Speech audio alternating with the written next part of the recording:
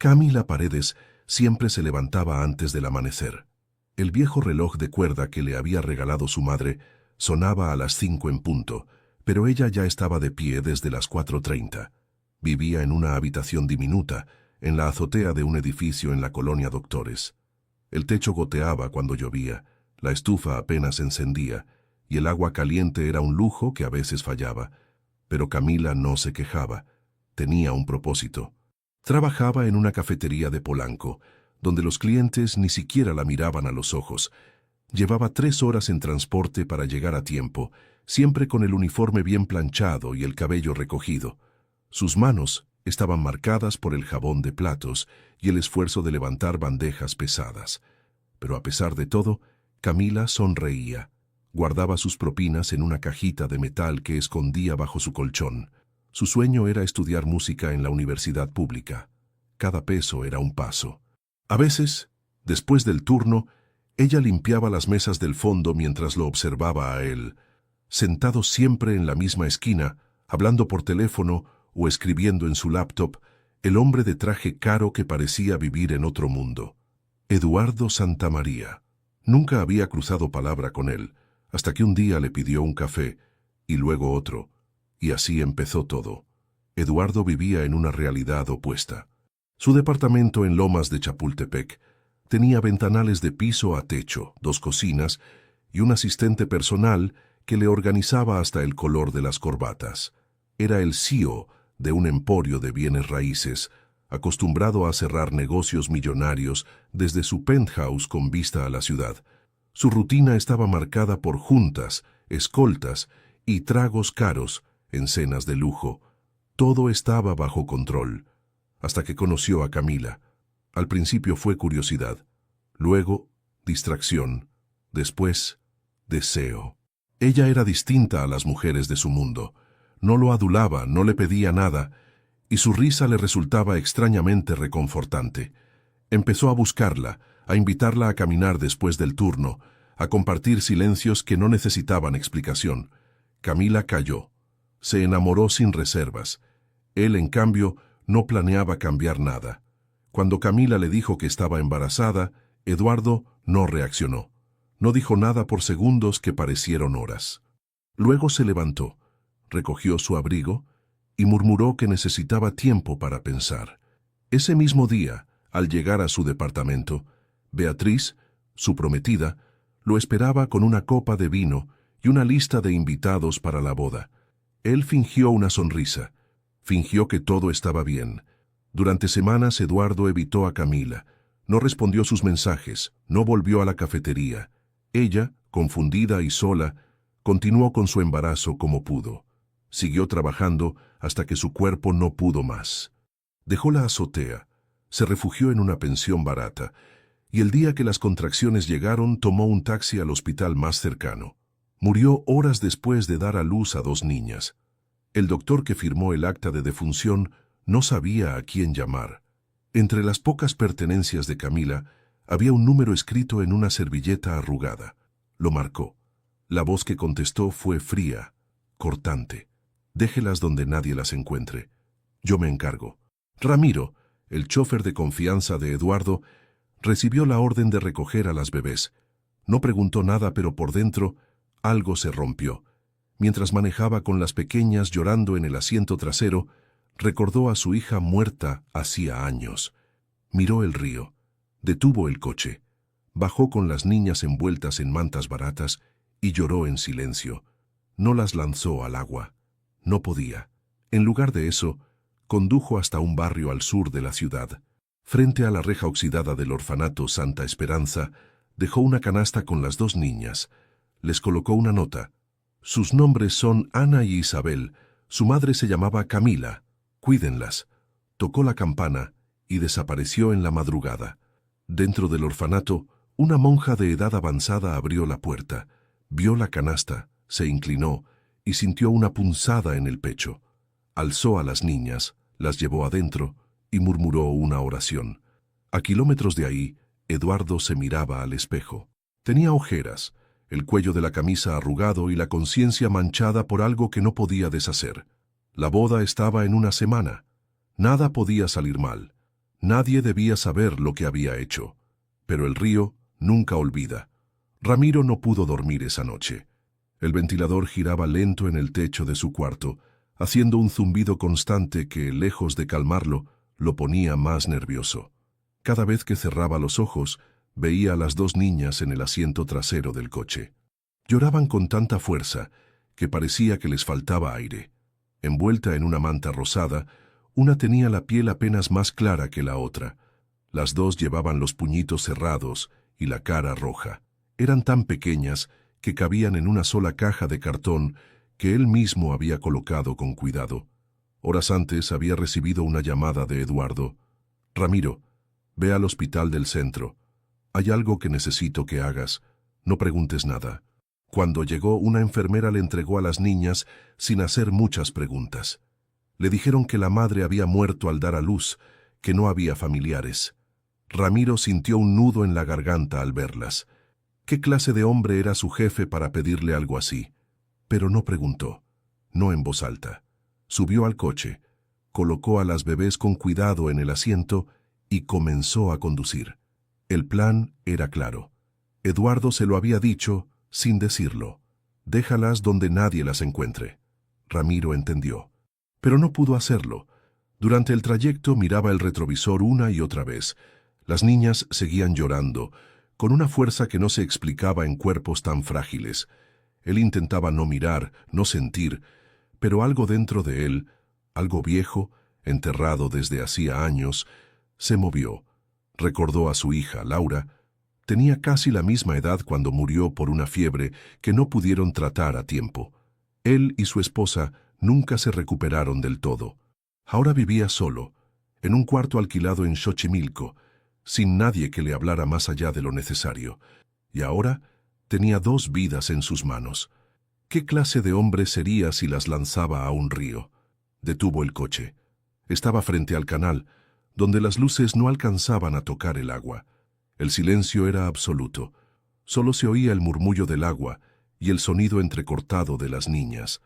Abrió la puerta, bajó con la caja en brazos y se quedó allí, inmóvil. Las lágrimas bajaron solas. No sabía si era por rabia, por miedo o por dolor. Volvió al coche. No podía hacerlo. Condujo por casi una hora hasta llegar a un barrio al sur. Frente al portón de un edificio envejecido, oxidado y lleno de grafitis, Ramiro se detuvo. «Hogar Santa Esperanza», decía un cartel torcido. Bajó, colocó la caja en la puerta con cuidado. Sacó una manta extra del maletero y las cubrió bien. Les dejó una nota escrita a mano, con letras torpes. Se llaman Ana e Isabel. Su madre se llamaba Camila. Cuídenlas, por favor. Tocó el timbre. Esperó unos segundos.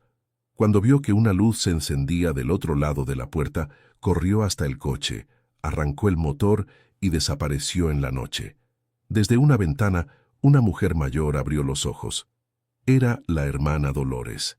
Bajó las escaleras envuelta en su bata, con los pasos apurados. Al abrir la puerta, encontró la caja, el llanto, las mantas y la nota. Se agachó despacio.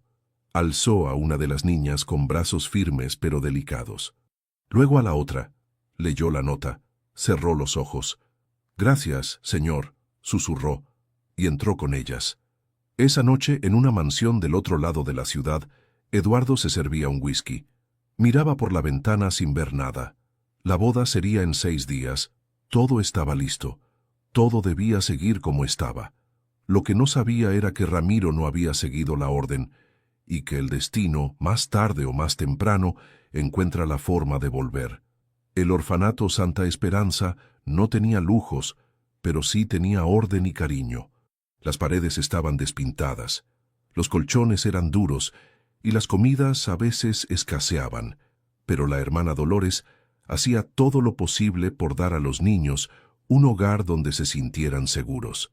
Desde el primer momento en que alzó a las gemelas esa madrugada, supo que no eran niñas comunes.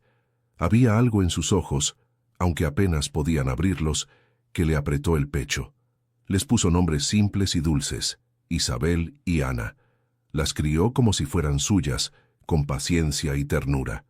Dormían en cunas gemelas, una al lado de la otra, Isabel era tranquila, observadora. Dormía con el puño cerrado junto al pecho. Ana, en cambio, lloraba por todo. Siempre buscaba el calor de su hermana y no soportaba quedarse sola ni un segundo. A medida que crecían, las diferencias entre ellas se hacían más evidentes. Isabel era introspectiva, sensible, con una facilidad natural para escuchar y calmar a otros. Pasaba horas sentada en silencio, mirando los libros viejos que había en la biblioteca del orfanato, aunque apenas entendiera lo que decían. Ana, por otro lado, era explosiva, preguntaba por todo, se enojaba fácil y defendía con uñas y dientes a su hermana de cualquier niño que la molestara. A pesar de sus diferencias, eran inseparables. Siempre juntas, siempre agarradas de la mano, dormían espalda con espalda, comían del mismo plato cuando podían. Si una enfermaba, la otra no dormía hasta que se curara. La hermana Dolores guardó la nota de Ramiro en una cajita de metal, junto con una pequeña cadena de plata que una de las niñas traía en el cuello. No les contó la verdad, no porque quisiera mentir, sino porque pensaba que algún día, cuando fueran lo suficientemente fuertes, sabrían lo que debían saber. Los años pasaron. Las niñas cumplieron 6, luego 8, luego 12. El orfanato se convirtió en su único mundo. Sabían que no habían sido adoptadas como otros niños. A veces lo preguntaban, y la hermana Dolores decía con voz suave: «Es que ustedes están destinadas a algo distinto». Cuando cumplieron 17, Ana comenzó a ayudar en la pequeña imprenta del barrio. Tenía habilidad para escribir, para organizar, para hacerse escuchar. Isabel se ofrecía como voluntaria en la pequeña clínica comunitaria los fines de semana. Le gustaba escuchar a las abuelas, limpiar heridas, llevar agua. Todos en la colonia las conocían. Eran las gemelas del Santa Esperanza. Una tarde, mientras ordenaban una caja de cosas viejas en el depósito del orfanato, Isabel encontró la cajita de metal. Estaba oxidada, cubierta de polvo. La abrió. Dentro había una carta arrugada escrita con letra torpe. Se llaman Ana e Isabel. Su madre se llamaba Camila. Cuídenlas, por favor. Isabel la leyó en silencio. Ana, que estaba acomodando unas mantas, se dio vuelta al ver la cara de su hermana. «¿Qué es eso?». Isabel no respondió. Sacó también la cadena de plata. Tenía un dije pequeño en forma de corazón. Al abrirlo, encontraron algo que jamás esperaron. Una foto antigua de una mujer joven, con cabello largo, ojos oscuros y una sonrisa suave. Detrás, escrito con tinta deslavada: «Te amaré siempre, C». Ana sintió un calor extraño en el pecho. ¿Será ella? Isabel asintió sin decir nada. La hermana Dolores las encontró minutos después, sentadas en el suelo, en silencio. Supo de inmediato lo que había pasado. Se sentó con ellas y por primera vez les habló de la madrugada en que llegaron, de la nota, de cómo las encontró. Esa noche no durmieron.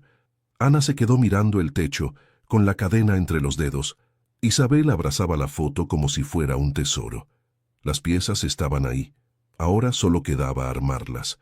Años atrás, en una mansión silenciosa al poniente de la ciudad, Beatriz Santamaría se servía una copa de vino con la calma de quien ya conoce la verdad.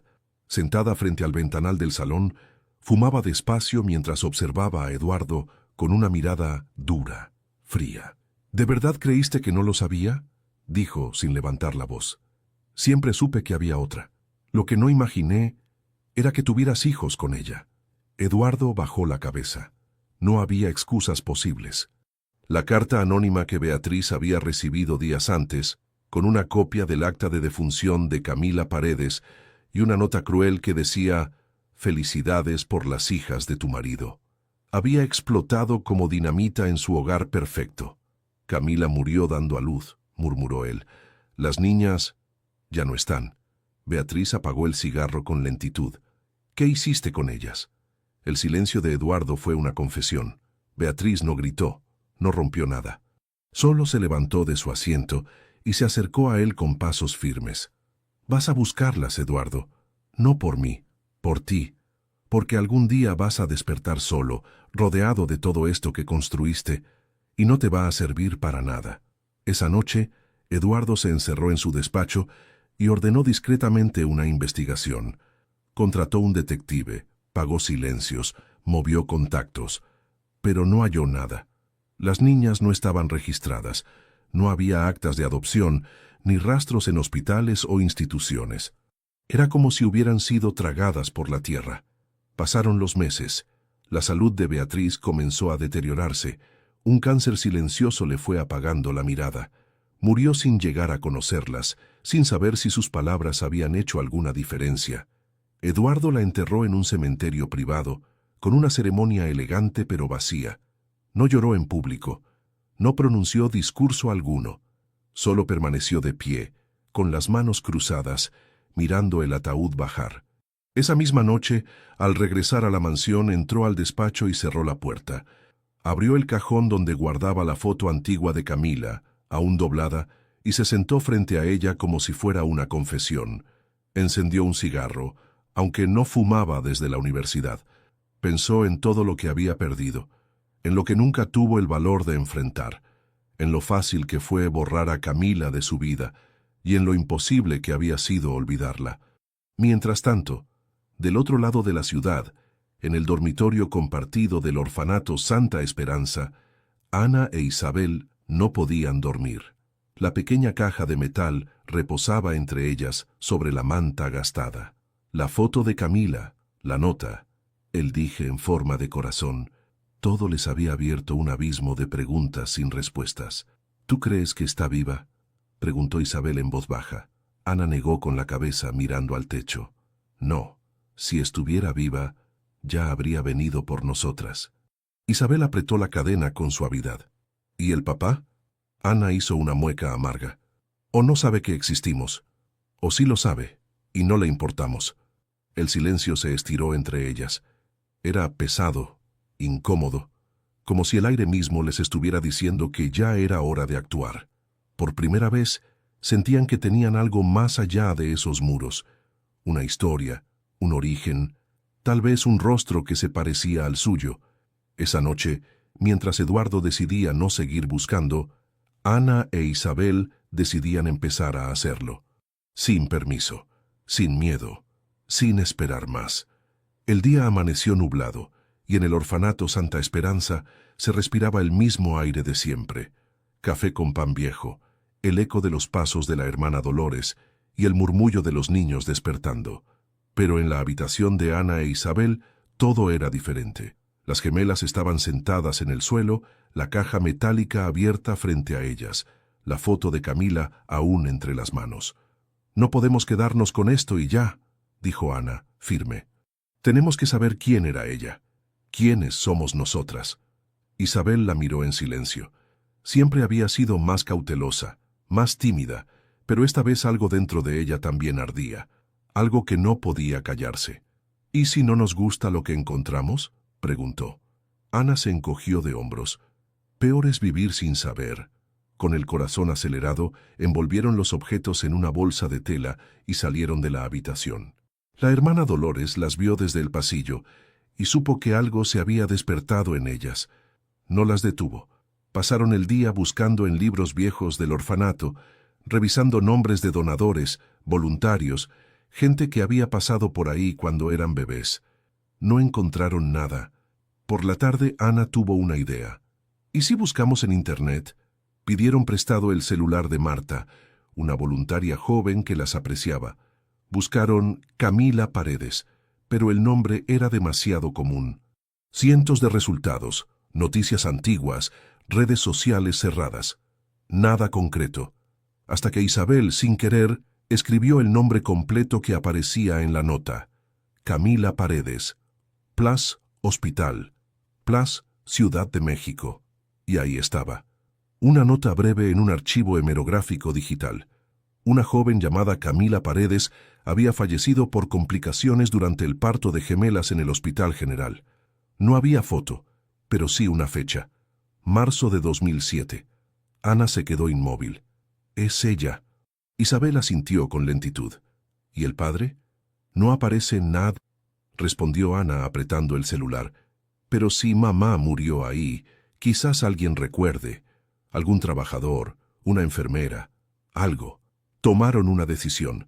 Con los pocos ahorros que tenían de los trabajos voluntarios y los centavos que guardaban para emergencias, compraron 2 boletos de autobús y una tarjeta del metro. Iban a ir al hospital. No se lo dijeron a nadie. Al día siguiente, llegaron al Hospital General con las mochilas colgando de los hombros, el corazón latiendo tan fuerte que les temblaban las manos. El lugar era enorme, caótico, gente entrando y saliendo, enfermeros empujando camillas, olor a desinfectante mezclado con sudor. Se acercaron a una señora de limpieza que les pareció amable. «Disculpe, ¿usted trabajaba aquí en el 2007?» La mujer arqueó las cejas. «Híjole, sí, ya estaba». «¿Por qué?» Isabel mostró la foto. «¿La reconoce?» Se llamaba Camila. Murió dando a luz a 2 niñas. La señora miró la foto con atención. Luego frunció el ceño. «Sí, sí me suena. Una muchachita bien joven. No vino nadie por ella. Solo un hombre. No era familiar. Llegó, firmó unos papeles, se llevó a las bebés. Nunca lo volví a ver». Ana tragó saliva. «¿Recuerda cómo se llamaba?» La señora dudó. Luego negó con la cabeza. «No, pero traía un coche negro, muy caro. Y chofer». Isabel y Ana se miraron. «¿Tenía corbata?» «Sí, creo que sí». ¿Por?» Ana sacó el celular y buscó una imagen de un empresario famoso que alguna vez habían visto en una revista abandonada en el orfanato. No era él, pero la idea ya estaba sembrada. Tal vez mamá no estaba sola. Tal vez el papá también vino. La señora sonrió con lástima. «Pues si así fue, no hizo mucho por ustedes, ¿verdad?» Ana apretó los labios. Isabel bajó la mirada. Esa noche, de regreso en el orfanato, no hablaron mucho. Pero ya no había marcha atrás. Habían abierto una puerta. Ahora iban a cruzarla, juntas. El sol caía lento entre los edificios cuando Ana e Isabel bajaron del metro en la estación Insurgentes. Nunca habían estado en esa parte de la ciudad. Todo les parecía enorme, ruidoso, desordenado y brillante a la vez. La gente caminaba con prisa sin mirar a nadie, como si todos tuvieran algo más importante que hacer. «¿Y ahora?», preguntó Isabel, abrazando su mochila contra el pecho. Ana sacó un papel doblado de su bolsillo. Era la dirección que una trabajadora social del hospital les había dado esa mañana. Les dijo que conocía a una mujer que había trabajado muchos años como empleada doméstica en casas ricas y que tal vez podría saber algo. Ana no había querido hacerse ilusiones, pero algo en su pecho le decía que estaban cerca de algo importante. «Tenemos que tomar un camión», respondió Ana. «No está tan lejos». Cruzaron avenidas, se subieron a un microbús destartalado y bajaron frente a una unidad habitacional vieja, con paredes sucias y escaleras oxidadas. Subieron al 3er piso y golpearon la puerta 3C.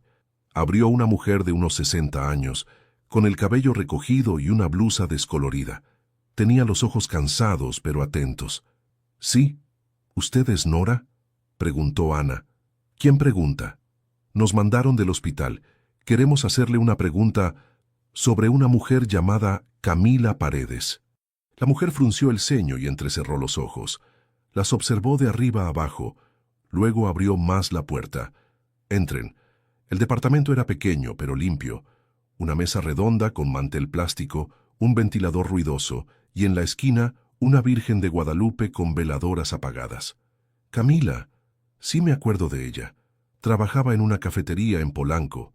Era dulce, discreta, siempre con los ojos tristes», dijo Nora mientras servía agua en vasos desiguales.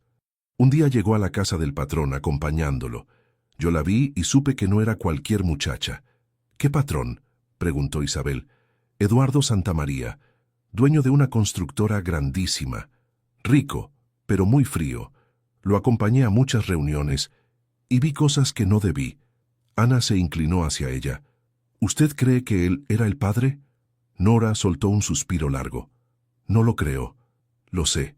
Camila dejó de ir a trabajar después de quedar embarazada. Nadie volvió a verla. Un día el patrón llegó furioso, gritándole al chofer. Al poco tiempo lo supe todo. Las gemelas se quedaron en silencio. Nora se levantó y trajo una caja pequeña. De ella sacó una vieja tarjeta de presentación con el logo de Santa María Desarrollo Inmobiliario. Aquí está la dirección de la oficina principal.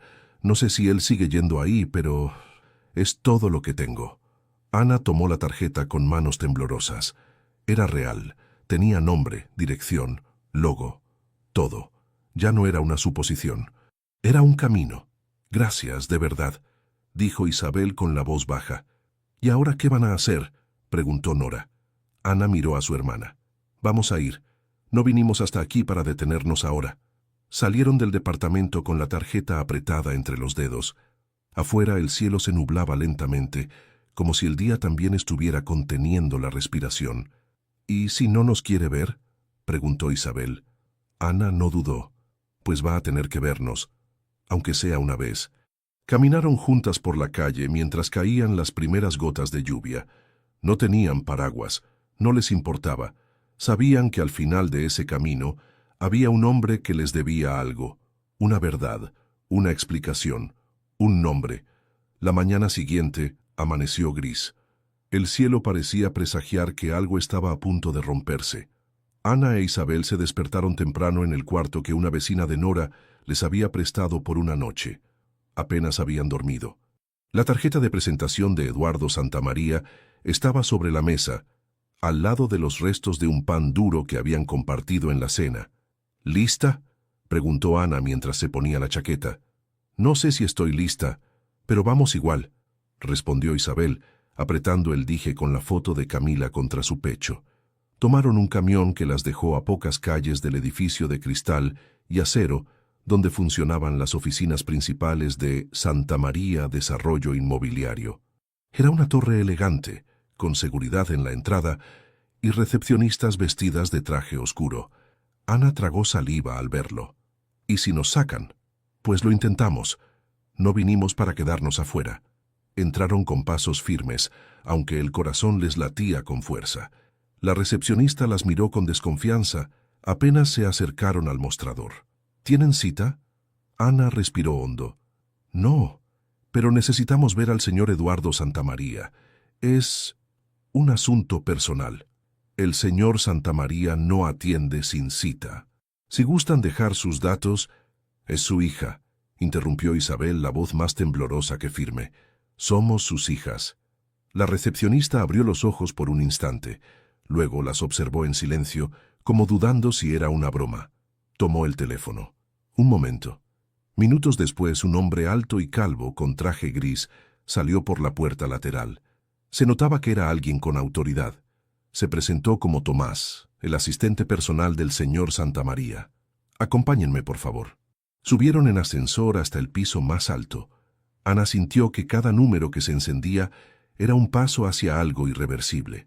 Cuando las puertas se abrieron, el mármol del suelo brillaba como espejo. Las paredes estaban decoradas con fotografías en blanco y negro de proyectos arquitectónicos, premiaciones y reuniones con figuras políticas. Tomás las condujo hasta una oficina enorme, con vista panorámica de la ciudad. En el centro, un escritorio impecable. Detrás de él, de pie y en silencio, Eduardo Santamaría. Había envejecido. Su cabello estaba más gris que en las fotos que Isabel había buscado por internet. Usaba un traje oscuro, el nudo de la corbata ligeramente desajustado. Al verlas entrar, su expresión se congeló. No dijo nada. Ana se adelantó. Usted no nos conoce, pero nosotros sí sabemos quién es usted. Eduardo no movió ni un músculo, solo los ojos, clavados en el rostro de Isabel. Yo... murmuró, pero no logró terminar la frase. Isabel dio un paso más. Sacó el dije y lo colocó sobre el escritorio.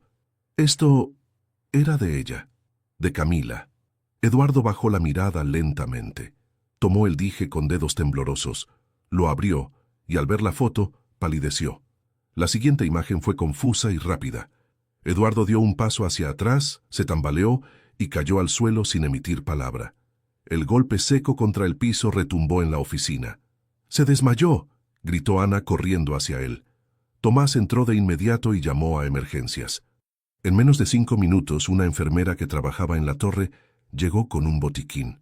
Eduardo recobró la conciencia poco a poco, los ojos nublados. «¿Son ustedes?», susurró. Ana apretó los labios. Sí, las que mandó al río. Isabel bajó la cabeza. Eduardo cerró los ojos y por primera vez en su vida no supo qué decir. Eduardo abrió los ojos con lentitud.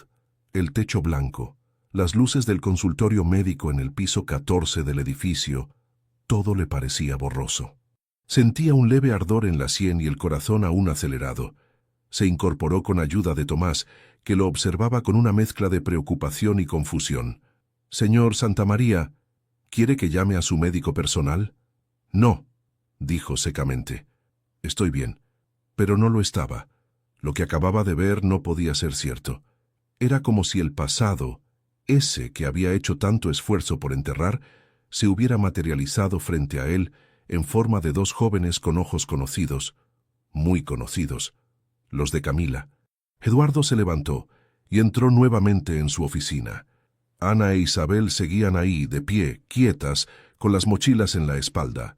Se miraban entre ellas con nerviosismo. «Esto tiene que ser un malentendido», dijo Eduardo recuperando el control en su voz. «No sé quién las mandó, no sé qué buscan, pero están equivocadas». Ana dio un paso adelante, con el rostro endurecido. «No estamos equivocadas. Sabemos quién fue nuestra madre. Sabemos dónde murió. Y sabemos quién la dejó sola». Eduardo apretó los puños detrás del escritorio. «¿Qué pruebas tienen? ¿Una foto vieja? ¿Un colgante oxidado? Esto no significa nada». Isabel, que había permanecido en silencio, sacó la carta que encontraron en la caja metálica. La colocó con cuidado sobre el escritorio. Esta nota fue escrita por alguien que sabía lo que pasó. Sus nombres son Ana e Isabel. Su madre se llamaba Camila. Está firmada a mano. La encontró la monja que nos crió. Eduardo leyó la carta sin tocarla. El papel amarillento y arrugado. Parecía un fantasma frente a él. «No tienen idea de lo que están diciendo», repitió con tono más bajo. «¿Y usted?», preguntó Ana desafiante. «¿Tiene idea de lo que hizo?». Silencio. Tomás, incómodo, los observaba desde la puerta entreabierta. Eduardo se sentó exhalando lentamente, como si llevara siglos conteniendo algo. «No pueden llegar aquí exigiendo explicaciones. Si quieren dinero, díganlo de una vez». Isabel alzó el rostro herida. «No queremos su dinero. Queremos saber por qué». Eduardo los miró a los ojos por primera vez desde que recobró el conocimiento. Por un instante, pareció vacilar. Había algo en esas caras. Algo que lo arrastraba de regreso a noches que prefería olvidar, a risas escondidas en una cafetería, a promesas nunca dichas. «Ella», empezó a decir, pero se detuvo. «¿Ella qué?», insistió Ana. Era un error. Las palabras fueron como un golpe. Isabel dio un paso atrás, como si le hubieran quitado el aire. Ana frunció el ceño, con los ojos llenos de rabia contenida. «Entonces nosotros también lo somos, ¿no?». Eduardo no respondió. «No se preocupe, señor Santamaría», dijo Ana con frialdad. «Ya no le vamos a quitar más tiempo. Solo queríamos mirar a los ojos al hombre que nos dejó en la calle». «Ya lo hicimos». Isabel tomó la carta, guardó el dije y con la voz rota murmuró: «Nos vamos». Salieron de la oficina sin mirar atrás. Eduardo se quedó solo, en su trono de vidrio y mármol, con las palabras atascadas en la garganta y un remordimiento que empezaba a abrir grietas en su voz segura. Por primera vez en mucho tiempo no se sintió poderoso. Se sintió vacío. Esa noche, Eduardo no regresó a casa. Se quedó en la oficina hasta que el edificio quedó en silencio. Apagó las luces, bajó las persianas y se encerró en su despacho como un animal herido. No encendió la computadora. No contestó llamadas. Solo se quedó ahí en la oscuridad, con la carta de las gemelas sobre el escritorio y el colgante entre los dedos. No era un malentendido, no era una trampa, eran ellas, eran sus hijas, y él las había dejado. Horas después, Tomás llamó a la puerta. Entró sin decir nada y dejó un sobre cerrado sobre la mesa. Lo dejó el hijo de Ramiro hace un tiempo. Me pidió que se lo entregara, solo si algún día aparecían las niñas. Eduardo levantó la mirada. ¿Ramiro? Sí, dijo que usted entendería. Eduardo tomó el sobre con manos lentas. Lo abrió y encontró una carta escrita a mano, con letra gruesa y torpe. El papel estaba arrugado, con manchas de humedad. Empezó a leer. Señor Santamaría, usted me dio una orden aquella noche. Me pidió que me deshiciera de las niñas, que las dejara donde nadie pudiera encontrarlas. No lo hice. No tuve el valor. No podía cargar con eso en la conciencia. Las llevé al orfanato Santa Esperanza. Dejé una nota con sus nombres y el de la madre. Me quedé cerca por un tiempo solo para asegurarme de que estuvieran bien. Después me alejé. Nunca le dije nada. Nunca más volví a mirar atrás. Perdón, pero lo que usted me pidió era demasiado. Si algún día ellas regresan y usted se atreve a mirarlas de frente, entonces habrá hecho más que yo, porque yo fui cobarde también, pero menos que usted, Ramiro. Eduardo cerró los ojos. Sintió que todo el aire del despacho se volvía más denso, más oscuro. Ramiro había muerto años atrás. Nunca le dijo nada. Nunca lo enfrentó. Solo lo cargó en silencio. Y aún así, había sido más hombre que él. Se levantó de golpe. Fue hasta la estantería y sacó una caja de madera donde guardaba recuerdos viejos, fotos, recortes, papeles que nunca quiso tirar. Rebuscó hasta encontrar una foto descolorida de Camila. Estaban juntos en una terraza, ella riendo, él fingiendo que todo era casual. La miró largo rato. ¿Qué hice contigo? Mientras tanto, Ana e Isabel caminaban sin rumbo por las calles del centro. No querían volver al orfanato. No aún. Habían gastado lo poco que tenían en el pasaje, y ahora solo cargaban con rabia y decepción. No sé qué esperaba, dijo Ana mordiéndose el labio. Pero eso no fue suficiente. Yo sí esperaba algo, respondió Isabel. Un gesto, una palabra, algo que doliera menos. Se sentaron en una banca, rodeadas del ruido del tráfico y vendedores ambulantes. Nadie las miraba. Nadie sabía por lo que acababan de pasar. Isabel sacó el colgante y lo abrió una vez más. Miró la foto de Camila. Le acarició el rostro con el dedo. ¿Por qué te fuiste?, susurró. Ana no dijo nada. Solo se acercó y apoyó la cabeza en el hombro de su hermana. En otro punto de la ciudad, Eduardo seguía sentado en la oscuridad, con la carta de Ramiro en una mano y la foto de Camila en la otra. Por primera vez, entendió que el pasado no se entierra, solo espera. Y cuando regresa, lo hace para quedarse. A la mañana siguiente, Eduardo llegó al edificio con la camisa arrugada y los ojos hundidos. No había dormido, no había comido, apenas había pensado con claridad. Caminó directo a su oficina ignorando los saludos del personal, con la mente fija en una sola cosa: encontrar a las niñas, no por orgullo, no para justificarse, sino porque ya no podía vivir con esa herida abierta. Encendió su computadora y buscó el sitio del orfanato Santa Esperanza. Allí estaba, una página simple, con fotos de los niños, de las instalaciones y de las actividades comunitarias. En una de las imágenes reconoció un rostro: Isabel, sonriendo mientras sostenía la mano de una señora mayor. En otra, Ana, rodeada de niños y libros leyendo con el ceño fruncido. Eran ellas, viviendo una vida que él nunca conoció, construyendo todo sin él, sin su apellido, sin su dinero. Apretó los labios, cerró la laptop. «Tomás», dijo, levantando el teléfono, «quiero que me consigas la dirección exacta del orfanato Santa Esperanza». Y discretamente. Horas más tarde, un coche negro estacionó a unos metros del portón verde del orfanato. Eduardo no bajó, solo observó desde el asiento trasero.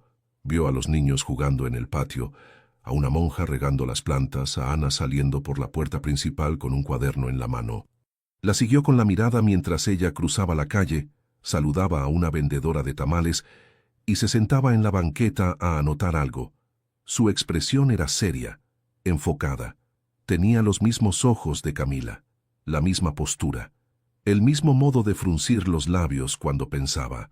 Minutos después, Isabel salió detrás de ella con una bolsa de mandado en los brazos. Al verla, Ana levantó la vista y le sonrió. Isabel se acercó, se sentaron juntas y comenzaron a hablar.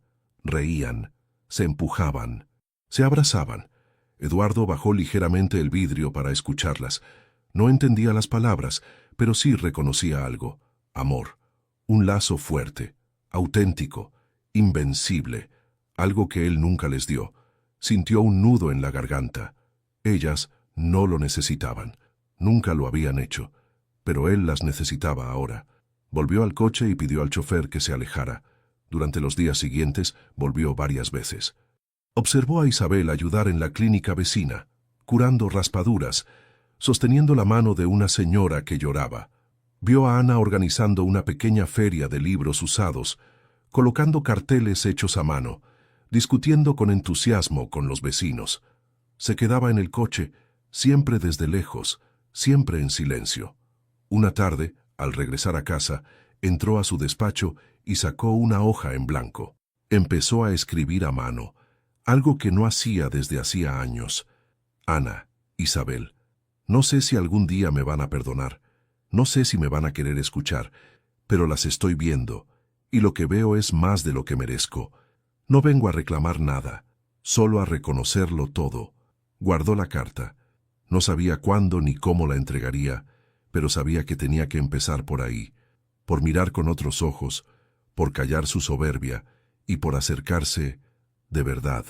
Los días pasaron sin que Ana e Isabel supieran que alguien las observaba desde la distancia.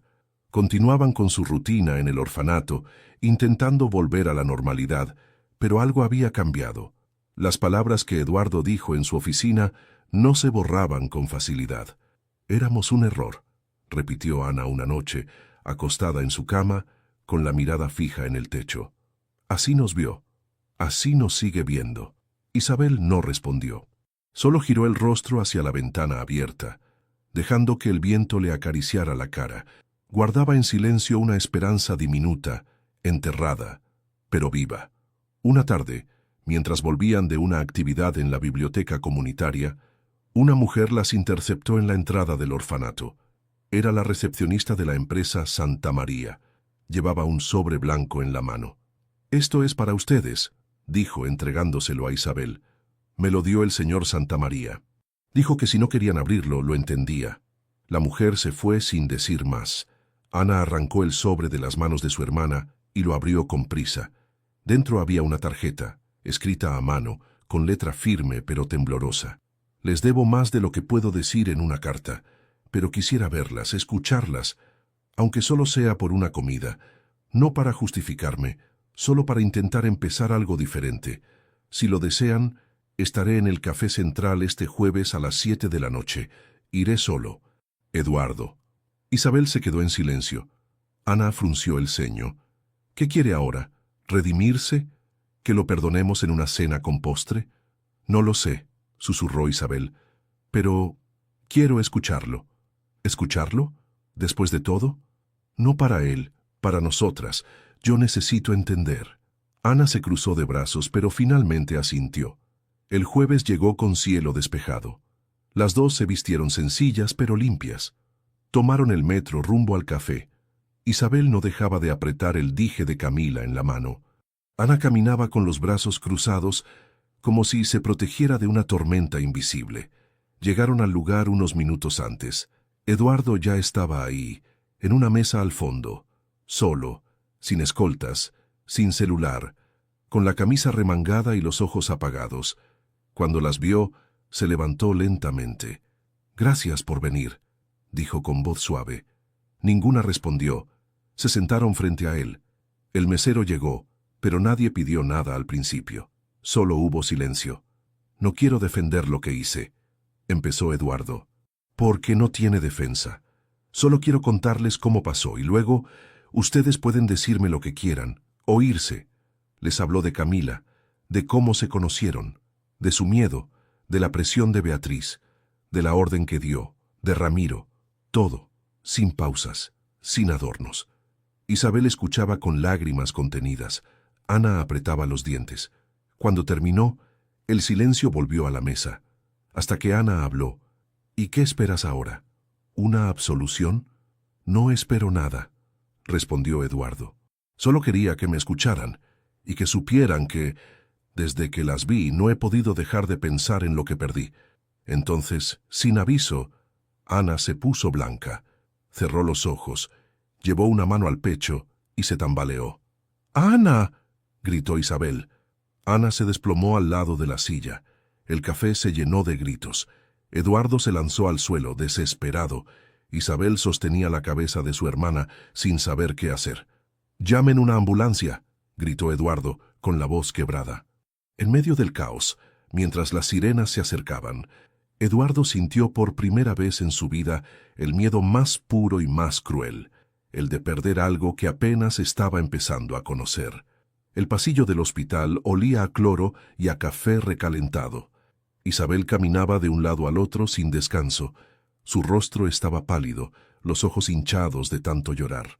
Cada vez que una enfermera salía por la puerta doble del área de urgencias, ella corría con la esperanza de obtener alguna noticia sobre su hermana.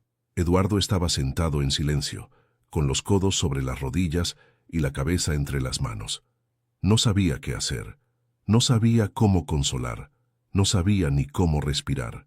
Solo recordaba el momento exacto en que vio a Ana desplomarse, el sonido sordo de su cuerpo golpeando el suelo, el grito de Isabel, la impotencia. Un médico joven con gafas y rostro amable salió finalmente por la puerta. Isabel se acercó de inmediato. «¿Cómo está mi hermana? ¿Qué tiene?». El médico consultó su tabla. «Está estable por ahora, pero necesitamos hacerle más estudios. La señorita Ana presenta signos de insuficiencia hepática aguda. Es probable que necesite un trasplante». Isabel se llevó la mano a la boca. «¿Un trasplante?». «Sí, su hígado está fallando. Vamos a intentar estabilizarla, pero si no encontramos un donador compatible a tiempo». El médico bajó la voz. «Las cosas pueden complicarse muy rápido». Isabel dio un paso atrás. Eduardo se levantó, pálido. «¿Yo puedo hacerme las pruebas?», preguntó con la voz rasposa. «Quiero saber si soy compatible». El médico lo miró con sorpresa. «¿Es usted familiar directo?». Eduardo dudó un segundo. «Soy su padre». El doctor asintió y se lo llevó de inmediato para iniciar los análisis. Isabel se quedó sola, sentada en el pasillo con la mirada perdida. Todo estaba pasando demasiado rápido. El reencuentro, la confesión, la caída, la palabra trasplante. Horas después, Eduardo volvió con una venda en el brazo y la cara tensa. «Soy compatible». Isabel se levantó de golpe. «¿De verdad?». Eduardo asintió. «Van a hacer más pruebas para confirmar, pero preliminarmente...». «Sí». «¿Lo vas a hacer?». «Claro que sí». Isabel lo miró en silencio durante unos segundos. Luego se sentó otra vez, sin poder ordenar lo que sentía. A su lado, Eduardo se dejó caer en el asiento. «Cuando Camila murió, pensé que podía enterrar todo, que con dinero, con distancia, con silencio, podía seguir. Pero me equivoqué», dijo en voz baja. «Nunca he sentido tanto miedo como hoy». Isabel lo escuchó sin interrumpir. «¿Por qué viniste al café?», preguntó ella después de un rato. «Porque me cansé de esconderme, porque ya no puedo vivir sin saber si ustedes están bien». Isabel bajó la mirada. «Ana no te va a perdonar fácil. No espero que me perdone, solo que viva». Días después, la operación se llevó a cabo. Fue larga, delicada, pero exitosa. El hígado de Eduardo era compatible y los médicos lograron trasplantar parte del órgano sin complicaciones. Ana pasó varios días en cuidados intensivos, pero poco a poco fue despertando. La primera vez que abrió los ojos, lo primero que vio fue a Isabel sentada a su lado, con la mano apretando la suya. Lo segundo fue a Eduardo al fondo de la habitación con los ojos llenos de lágrimas, sin atreverse a acercarse. Ana lo miró fijamente. No dijo nada, no lo llamó, pero tampoco lo echó, y para Eduardo, eso ya era un comienzo. Los días en el hospital transcurrieron lentos, casi suspendidos. Ana se recuperaba con firmeza, aunque su cuerpo todavía estaba débil. Isabel la cuidaba con paciencia, peinándole el cabello, ayudándola a sentarse, contándole cosas pequeñas para distraerla. Eduardo visitaba a diario, pero mantenía la distancia.